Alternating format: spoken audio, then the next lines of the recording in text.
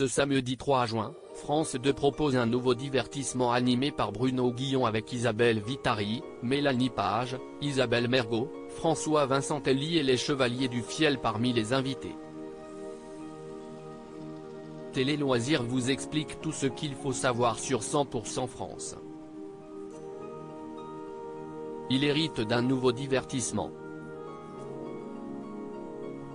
Après la co-animation de Votre vie en jeu avec Nagui au début du mois d'avril et la présentation de Chacun son tour au quotidien sur France 2, Bruno Guillon sera à la tête d'un format inédit diffusé ce samedi 3 juin à 21h10 intitulé 100% France.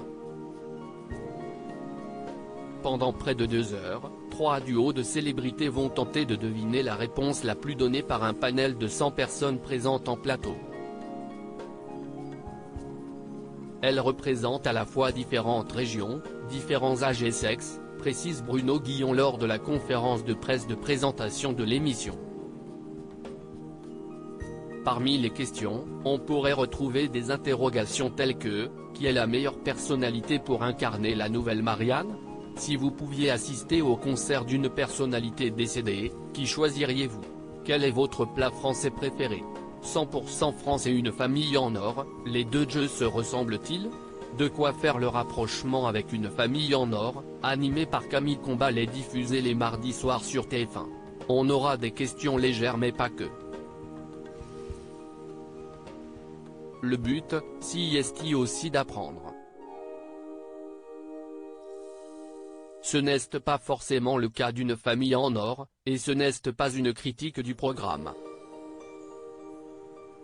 La différence propre, si est que les gens qui vont répondre seront sur le plateau, répond l'animateur. Ce premier numéro voit 3 binômes de célébrités s'affronter, Isabelle Vitari et Mélanie Page, Isabelle Mergo et François Vincentelli et les Chevaliers du Fiel, jouant respectivement pour les associations La Maison des Femmes, le Secours Populaire et Doc 4 Ukraine. Les personnalités les plus douées pourront remporter jusqu'à 150 000 € en finale.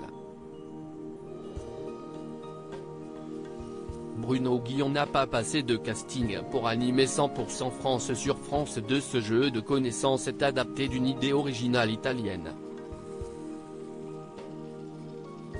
On a transformé un peu la mécanique mais on en a gardé l'esprit.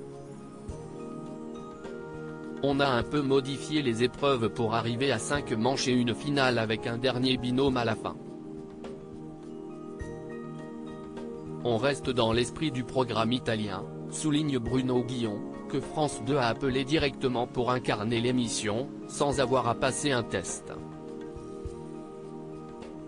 J'ai la chance de ne plus trop devoir faire de casting pour montrer que je sais à peu près animer une émission de télé. Mais ça aurait pris du temps, sourit-il. Preuve de la confiance que lui porte la chaîne, un deuxième numéro sera diffusé dès samedi prochain.